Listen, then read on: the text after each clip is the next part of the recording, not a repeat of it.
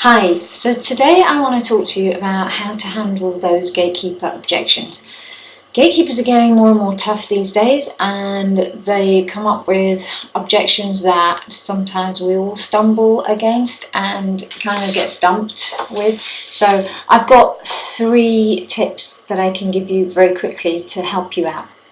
Number 1, when they ask you a question, answer them honestly. So one of the questions that gatekeepers will ask you a lot is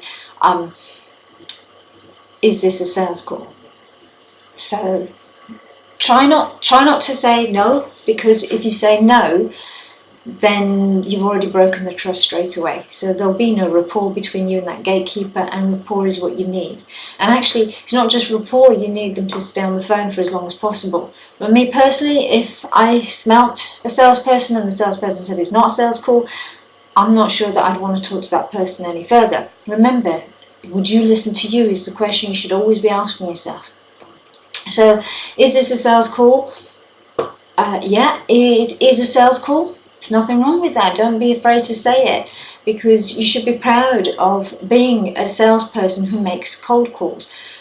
If we didn't make cold calls, nobody would have made any money. A lot of businesses grew on the back of cold calls, so be proud about it.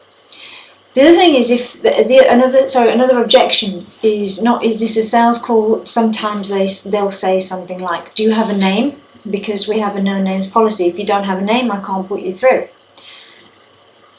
Then the only thing I can say to that is, if you prepare hard enough, then you should be able to find a name of some description somewhere on the website, on Google, on social media somewhere, LinkedIn, anywhere.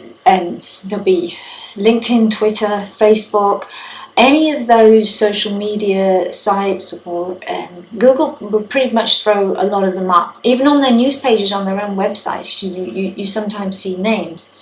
So have a look around, know what you're looking for when you're researching before a call. And one of the things that's important to have is probably a name. Okay, so preparation can really help you. Again, sticking with the theme of be honest with your answer. So if they say, do you have a name? Well, either you do or you don't. If you don't, then say, no, I don't have a name, I'm sorry. But tell me, help me, how can I get through without a name? What can I do? So you can then go on and actually get to a point where you might be able to get some further information from the gatekeeper.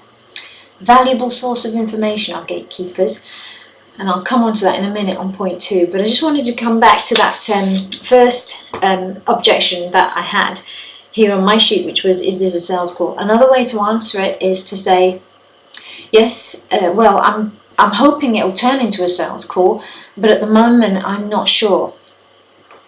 And then there'll be more you'll add on the back of that, and typically you will add a question. Now that does bring me on to my second point. My second point, key point to remember, is answer a question and then serve a question back. And a few years ago I read an article in the Sales Closer by a sales guru called Mike Weinberg, and I really liked what I read. And he talked about how you should always bat a question back to the gatekeeper. So that's always stayed with me, and it really works. I use it all the time. I still cold call, and I still sit there, and I'm always remembering in my mind that on this cold call, what I'm hoping to get is more information. So I need to ask questions. So every time you answer a question like, is this a sales call? So you'll say, well, I'm hoping it's a sales call, but then I don't know who to speak to about it. Could you tell me who I should speak to about? So you see, you just add a question on the end. Same with the no names policy. Okay, so I understand that it's a no names policy. I don't have a name, but can you help me and explain to me, or help me how you think I should approach this? What's the best way to get through to somebody? What's the best way to talk to somebody about what I've got? Because I think it's really interesting. So you can add anything. I've got another question here. Are they expecting your call? That's a really good one. I'm not sure if they are expecting my call. Be honest. If you haven't sent an email beforehand, which perhaps you should have done, if you haven't sent an email beforehand, then just say, actually, I'm really not sure if they are expecting my call, but I would really like to see if I can set something up so that they can expect my call? Is there a way you can help me to do that? So I'm making this up as I go along, but you see, the concept is easy. Anybody can do it. You just have to think about a question. And when I say think about a question, you should probably be planned with some questions, which brings me to point 3. Point 3 is have a list of questions ready before you pick up the phone. So have a list of qualifiers. Now, the thing is, when you're on a cold call, you kind of know that there is a possibility you won't get through on that first call, in which case make the most of your time on the call by getting as much information as you possibly can to turn that cold call into a warm call for next time. And to do that, you just need to have yourself a list of questions that are valuable information to you to have for your next time that you call.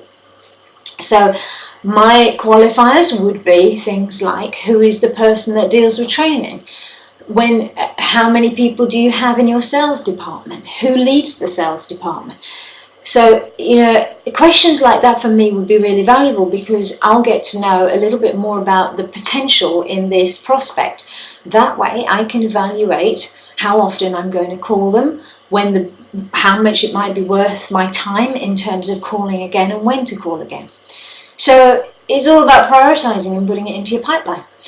But in order to put it in your pipeline, you do need to have your qualifying questions ready. Okay, so that's your 3 points. Quick probably, but let me just recap. Number 1, answer questions honestly. Is this a sales call? Yes, it is. Don't lie, they'll smell it. Number 2, serve a question back when you've answered the question. Keep the gatekeeper on the call for as long as you can and get as much information back from them as you possibly can. Number 3, have a list of questions ready, questions that are valuable information for you, so that should you not get through that time, you'll have a lot more at hand, a lot more ammunition, be better prepared for the call next time. And believe me, it really does work. So try it. And I open up the challenge. If you want to call me, or if you want to contact me and ask me to put a video out based on your objections, then I'm happy to do that, and I can give you the answers too. But I think if you just use these 3 concepts, 3 key points, it'll help. There they are. So answer their questions honestly, serve a question back, and then have your qualifying list of questions. Try it, good luck, and I will speak to you soon.